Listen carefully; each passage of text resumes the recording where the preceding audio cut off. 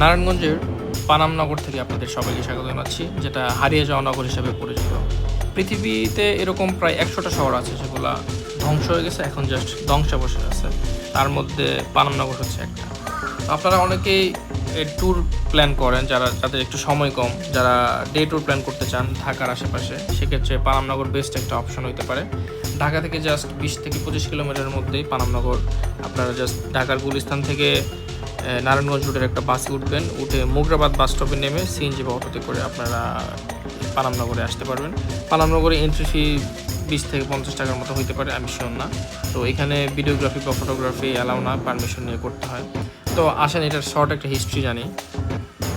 সোনারগাঁওতে 3টা নগর ছিল, খাসনগর, বড়নগর এবং পানামনগর। এর মধ্যে পানামনগর হচ্ছে বেস্ট, কারণ এখানে শতবর্ষী পুরনো অনেক ভবন রয়েছে, যার সাথে বাংলার 12 ভূঁইয়াদের ইতিহাসের সাথে একটা সম্পর্ক আছে। সোনারগাঁওয়ের প্রায় 20 বর্গ কিলোমিটার এলাকা জুড়ে এই বিল্ডিংগুলো আছে। তো এই বিল্ডিংগুলা খুবই পুরনো এবং হচ্ছে এই যে নির্মাণ শৈলী দেখলেই বোঝা যাবে যে মুঘল এবং গ্রিক স্থাপত্যশৈলীর কিছু একটা ব্যাপার আছে।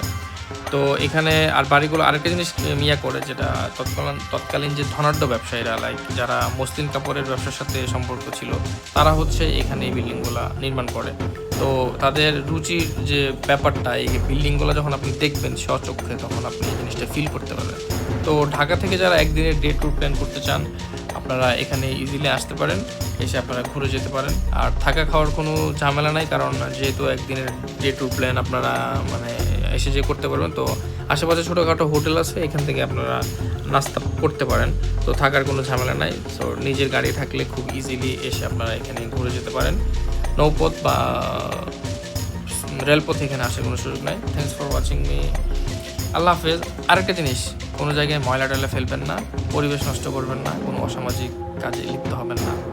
আল্লাহ হাফেজ।